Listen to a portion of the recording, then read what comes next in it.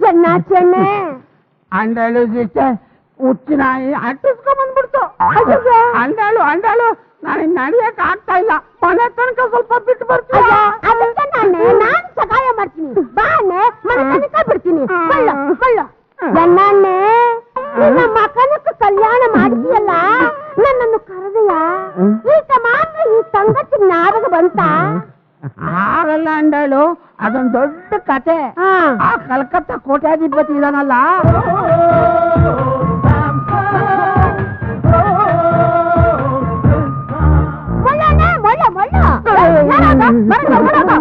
ಕನ್ನಡಕ್ಕೆ ಹಾಕೊಳ್ಳೆ.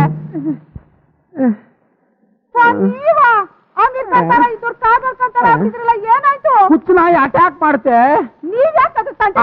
ಹುಚ್ಚು ಹೆಚ್ಚಾಗಿ. ಅಂಡಾಳು ನೀನ್ ಕೂತ್ಕೋ. ಭಾಗ್ಯಲಕ್ಷ್ಮಿ 2 ಲೋಟ ಕಾಫಿ ತಗೊಂಬಮ್ಮ. ಸರಿ ಮಾಮಯ್ಯ. ಹೇಗಿದ್ದೆ ಅಂಡಾಳು?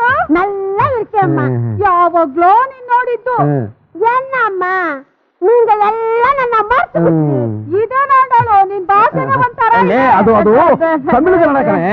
ನಮ್ ಚಿಕ್ಕಪ್ಪ ವ್ಯಾಪಾರಕ್ಕೋಸ್ಕರ ತಮಿಳ್ನಾಡಿಗೆ ಹೋದ್ರ ಅವ್ರು ಅಲ್ಲೇ ಸೆಟ್ಲ್ ಆಗ್ಬಿಟ್ರು. ಇವಳು ಓದಿದ್ದು ಬೆಳೆದಿದ್ದೆಲ್ಲ ಅಲ್ಲೇ, ಅದಕ್ಕೆ ಅವ್ರ ಭಾಷೆ ಆಗಿದೆ. ಅಂಡಾಳು ನಮ್ ಸೊಸೆ ಭಾಗ್ಯಲಕ್ಷ್ಮಿ ಹೇಳಿದಲ್ಲ, ಕೋಟ್ಯಾಧಿಪತಿ ತಂಗಿ. ಕೊಡಮ್ಮ ಕೊಡಮ್ಮ.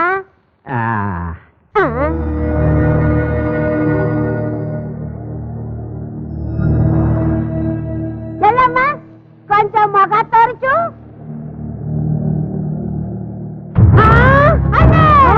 ಇವಳು ಕಲ್ಕತ್ತ ಕೋಟ್ಯಾಧಿಪತಿ ತಂಗಟ್ಟು. ಅಣ್ಣೆ ನೀ ಮೋಸ போயிட்டே. ಏನಮ್ಮ ಹೇಳ್ತಾ ಇದ್ದೆ ನೀನು? ನಿನಗೆ ಹಿಂದೆ ಹೇಳಿದರೆ ಗೊತ್ತಾಗಲ್ಲ. ನನ್ನ ಕೂಡವಾ ಅಂದ ಕಲ್ಕತ್ತ ಪ್ಯಾಲೇಸ್ ನಾನು ತೋರಿಸ್ತೀನಿ.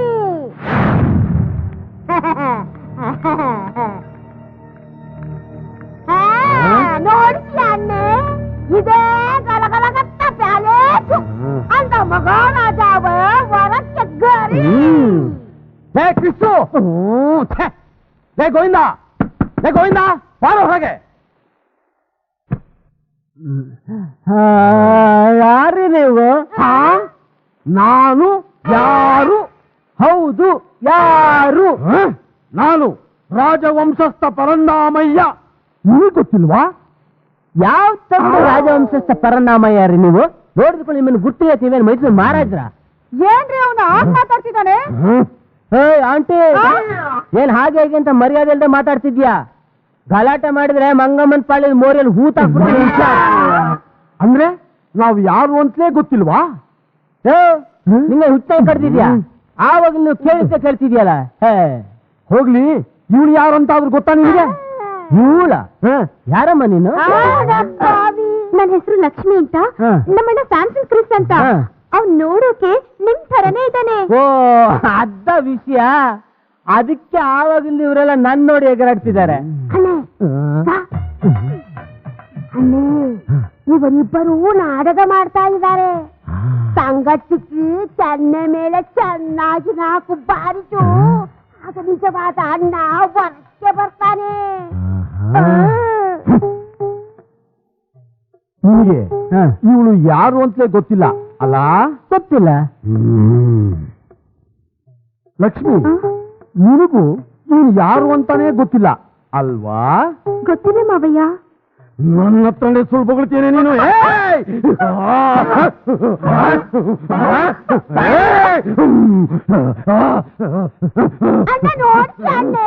ಈಗ ನಿಜವಾದ ಅಣ್ಣ ಹೊರಕ್ಕೆ ಒಪ್ಪ ಇವಳು ನಿನ್ ತಂಗಿ ಅಂತ. ಒಪ್ಕೊಳಕ್ ನಂಗೆ ತಂಗಿಯರಿದ್ರೆ ತಾನೆ. ನಂಗೆ ಅಕ್ಕನೂ ಇಲ್ಲ ತಂಗಿನೂ ಇಲ್ಲ. ಇವಳು ನಿನ್ ತಂಗಿ ಅಲ್ಲದೆ ಹೋಗಿದ್ರೆ ನನ್ ಕೈ ಯಾಕೆ ಹಿಡ್ಕೊತಾ ಇದ್ದೆ? ಇವಳು ನನ್ ಸೊಸೆ. ನಾನು ಅವಳ ಹೊಡಿತೀನಿ ಬಡಿತೀನಿ, ಅದು ನನ್ನ ಇಷ್ಟ. ನೋಡ, ನನಗೆ ಹೆಣ್ಣು ಮಕ್ಳಂದ್ರೆ ಭಾರಿ ಗೌರವ. ನನ್ ಕಣ್ಣು ಮುಂದೆ ಯಾರಾದ್ರೂ ಹೆಣ್ಣು ಮಕ್ಳ ಮೇಲೆ ಕೈ ಮಾಡಿದ್ರೆ ಅವ್ರ ಕೈಗಳನ್ನು ಮುರಿದಾಕ್ಬಿಟ್ಟು ಮೊದ್ಲೇ ನನ್ಗೆ ಹ್ಯಾಂಡ್ ಬ್ರೇಕರ್ ಅಂತ ಹೆಸರಿದೆ. ಹೇ ಆಂಡಾಳು, ಜಾಸ್ತಿ ಹರ್ಚ್ಬೇಡ, ಒದಚ್ಚ ಊರು ಬಿಟ್ಟು ಓಡೋಣ. ಏನ ಹೆಣ್ಣು ಮಕ್ಕಳ ಮೇಲೆ ಕೈ ಮಾಡ ವುಮೆನ್ ಪ್ರೊಟೆಕ್ಷನ್ ಸೆಲ್ಲಿ ಫೋನ್ ಮಾಡಿದ್ರೆ ಹೀರೋ 4 ಉದುರಿಸ್ಬಿಟ್ಟು ಕತ್ತೆ ಮೇಲೆ ಮೆರವಣಿಗೆ ಮಾಡ್ತಾರೆ ಗೊತ್ತಾ? ತಗಡು. ಏನಾಯ್ತು ಬೀಗ್ರೆ? ಏನಾಯ್ತಮ್ಮ ರಶ್ಮಿ? ಅಯ್ಯೋ ರಾತ್ರಿ ಗೊತ್ತಾಗೋಯ್ತಾ? ಅಯ್ಯೋ ಬೀಗ್ರೆ, ಅವ್ನ ತಪ್ಪನ್ನೆಲ್ಲ ಕ್ಷಮಿಸ್ಬಿಡಿ. ನೋಡಿ, ಅವ್ನು ಸುದ್ದ ತರ್ಲೆ.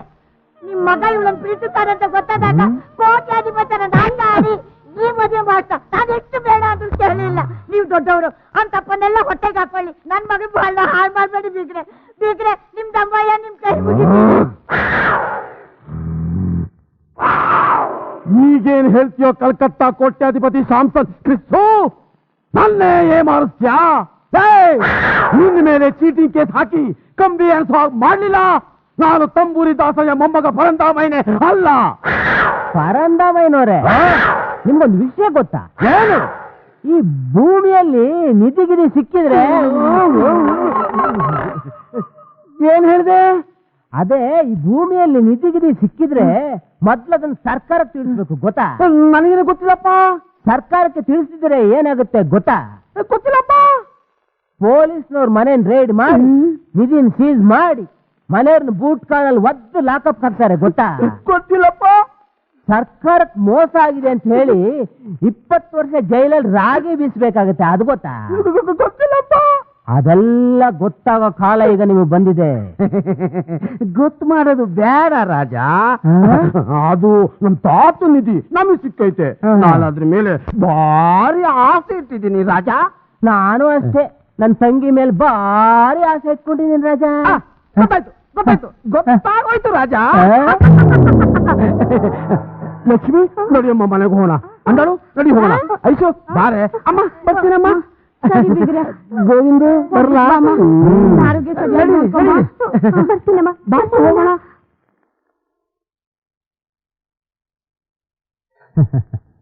ಈ ಗೋವಿಂದ, ಅಷ್ಟೊಂದು ಹಾರಾಟಿದ ಮನುಷ್ಯ ಅಷ್ಟು ಬೇಗ ಬದಲಾಗ್ಬಿಟ್ನಲ್ಲೋ.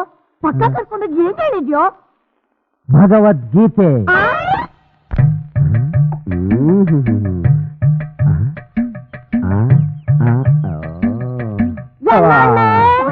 ಅವರು ಅಷ್ಟು ನಾಟಕ ಮಾಡಿದರು, ನೀನು ಏನು ಹೇಳಲೇ ಇಲ್ಲ. ಹಂಗೆ ಮಾಡ್ತೀನಿ ಹಿಂಗೆ ಮಾಡ್ತೀನಿ ಅಂತ ಅಲ್ಲಿ ಹೋಗಿ ಒಂದು ಮಾತಲ್ಲ ಇಲ್ಲ. ಹೇಗೂ ನಾಟಕ ಅಂತ ಗೊತ್ತಾಯ್ತಲ್ಲ, ಚೆನ್ನಾಗಿ ಉಗಿದು ಬಂದಲ್ಲ. ಇಲ್ಲ ಇಲ್ಲ, ನೀನೇನೋ ಮುಚ್ಚಿ ಮುಚ್ಚಿ ಇರ್ತೀಯ. ಅದೆನ್ನಮ್ಮ ನಿಧಿ. ನಿಧಿ? ಯಾವ ನಿಧಿ? ನನಗೇನು ಗೊತ್ತಿಲ್ಲಪ್ಪ. ಗೊತ್ತಿಲ್ಲ? ಗೊತ್ತಿಲ್ಲ. ಸರಿ ಬಿಡು, ಪೊಲೀಸ್ ಹೇಳಿದರೆ ಎಲ್ಲ ಪೊಲೀಸವ್ರಿಗೆ ಹೇಳ್ಬಿಟ್ಟಿಯಾ? ನಿಧಿ ಸಿಕ್ಕಿದ್ದು ನಿಜ. ನಿಜಮಾ? ನಿಜಾನೇ. ನೀನು ಪೊಲೀಸರ ಹತ್ರ ಹೋಗ್ಬಿಟ್ರೆ ಆ ನಿಧಿ ನಿನಗೂ ಸಿಗಲ್ಲ, ನನಗೂ ಸಿಗಲ್ಲ. ನೀನು ಸುಮ್ಮನೆ ಇದ್ರೆ ನಿನ್ನ ಮಗಳಿಗೊಂದು ಒಳ್ಳೆ ಗಂಡು ನೋಡಿ ಮದುವೆನೂ ಮಾಡ್ತೀನಿ, ನಿನ್ಗೊಂದು ಮನೇನೂ ಕಟ್ಟಿಸ್ಕೊಡ್ತೀನಿ.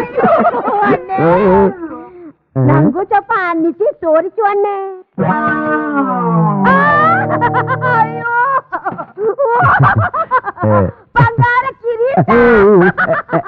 ಅಯ್ಯೋ, ಬಂಗಾರ ಕಾಸು. ಅಲ್ಲೇ ಇದೆಲ್ಲ ನಮ್ಮದೇನಾ? ಎಲ್ಲ ನಮ್ದೇ, ನಮ್ ತಾತನ ಆಸ್ತಿ. ನಲ್ಲ ತಾತ, ನಲ್ಲ. ಇದು ಚೊಕ್ಕ ಬಂಗಾರ ಅಂತ ಚೆಸ್ಟ್ ಮಾಡಿಸಿದ್ಯಾ? ಟೆಸ್ಟ್ ಮಾಡ್ಸಕ್ಕೆ ಅಂತ ಹೊರಗಡೆ ತಗೊಂಡು ಹೋದ್ರೆ ಪೊಲೀಸ್ನವ್ರಿಗೆ ಅವ್ರಿಗೆ ಗೊತ್ತಾದ್ರೆ ನಮಗೆ ತೊಂದ್ರೆ ಅಲ್ವಾ? ಹೆಂಗೆ ಅಣ್ಣೆ? ಒಂದು ಸಣ್ಣ ಹಾರವನ್ನ ತಕೊಂಡು ಹೋಗಿ ಚೆಸ್ಟ್ ಮಾಡಿಸಿದ್ರೆ ತಪ್ಪು ಇರಲ್ಲ ಅಲ್ಲವಾ? ನೀನು ಹೇಳೋದು ಸರಿನೇ. ಇದು ಟೆಸ್ಟ್ ಮಾಡ್ಸೋಣ. ಇದನ್ನ ನೋಡಿ. ಇದೇನ್ ಸಿಕ್ತು ನಿಮ್ಗೆ? ಇದು ನಮ್ದೇನೆ, ನಮ್ ತಾತಂದು. ಈಗ ಇದು ಬೆಲೆ ಎಷ್ಟಿರ್ಬೋದು? 50. 50,000 ಅಲ್ಲ, ಬರೀ 50 ರೂಪಾಯಿ. 50 ರೂಪಾಯಿನಾ? ಡಿಲೀಟ್ ಮಾಡ್ಬೇಕು, ಇನ್ನಿಷ್ಟು ಕೊಡ್ತಾರೆ. ಗಿಲೀಟಾ? ಅಯ್ಯ, ಇದು ನಾನೇ SBR ಡ್ರಾಮಾ ಕಂಪನಿ ಮಾಡಿಸ್ಕೊಟ್ಟಿದ್ದು. SBR ಡ್ರಾಮಾ ಕಂಪನಿಯ